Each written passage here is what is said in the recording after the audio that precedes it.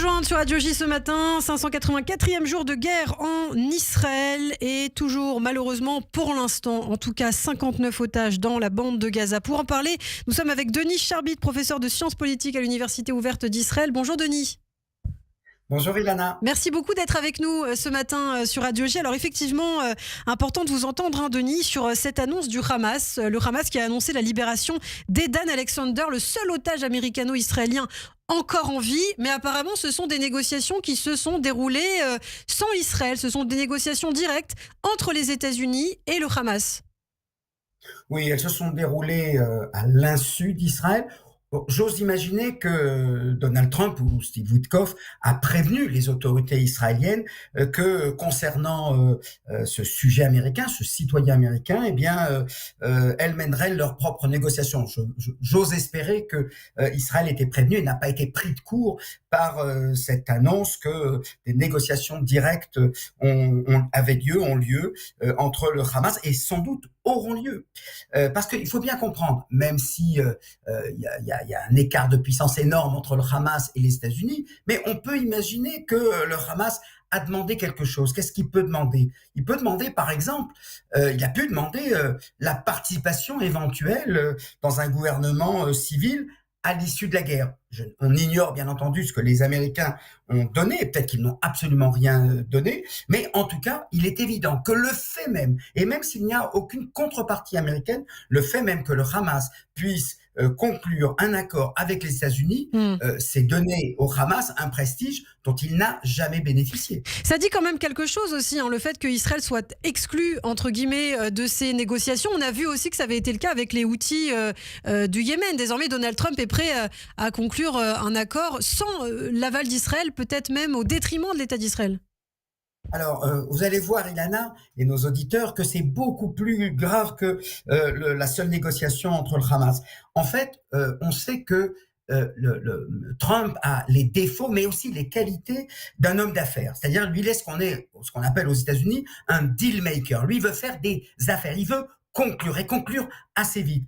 Et on voit que non seulement avec le Hamas, mais également sur le Yémen, au départ, il s'engage, il dit on bombarde Israël, nous sommes les alliés d'Israël, nous bombardons. Et puis à un moment, il parvient à la conclusion qu'il faut arrêter et il prévient Israël que désormais, c'est l'affaire d'Israël toute seule. Mais c'est pas terminé. C'est également l'Iran.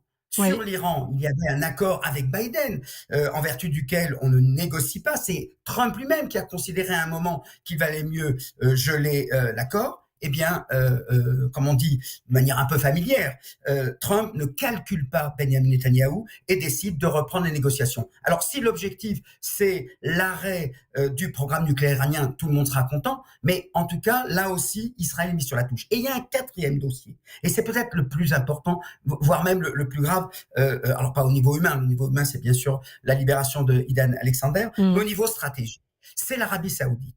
Depuis des années, c'était le programme de Biden. Nous allons faire un grand accord, une grande alliance avec l'Arabie Saoudite, avec à la clé la normalisation des relations entre Israël et l'Arabie Saoudite. Et Trump reprend à son compte cet objectif, à ceci près que, voyant qu'Israël atermoie, voyant qu'Israël refuse de payer quelque prix que ce soit, et notamment la fin de la guerre, et tout début de reconnaissance d'une négociation avec les Palestiniens, ce qu'exigeaient les Saoudiens, eh bien Trump déclare, et on va le voir lors de la visite, qu'il est capable de faire un accord avec l'Arabie Saoudite et la normalisation avec Israël, terminée, renvoyée au calendrier. Donc il faut bien comprendre qu'on a là affaire, finalement, on a toujours parlé de l'imprévisibilité. Non, c'est pas simplement tellement l'imprévisibilité, c'est le fait que pour lui, l'intérêt de l'Amérique passe avant tout. Si Israël veut bien s'accrocher au wagon, tant mieux. Si Israël ne veut pas s'accrocher au wagon, tant pis.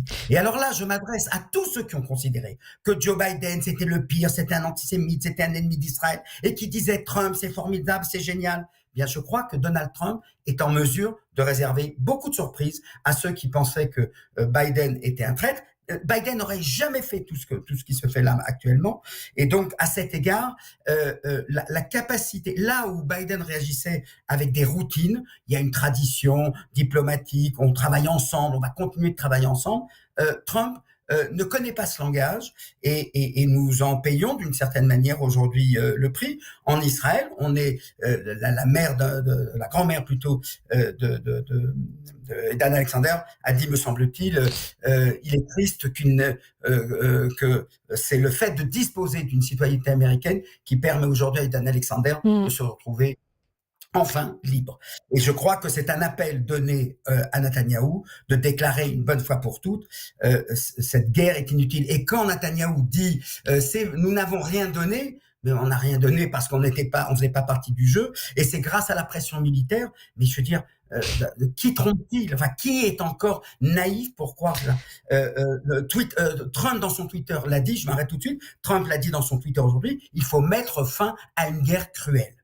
Eh bien, merci beaucoup, Denis Charbit, pour cette analyse ce matin sur Radio J. Toujours trop courte à vos côtés, mais on vous retrouvera, je l'espère, très bientôt, plus longuement. Merci, Denis, à très bientôt. Radio J. Zoom Israël, Pascal Sunshine. Radio J. Et on va rester en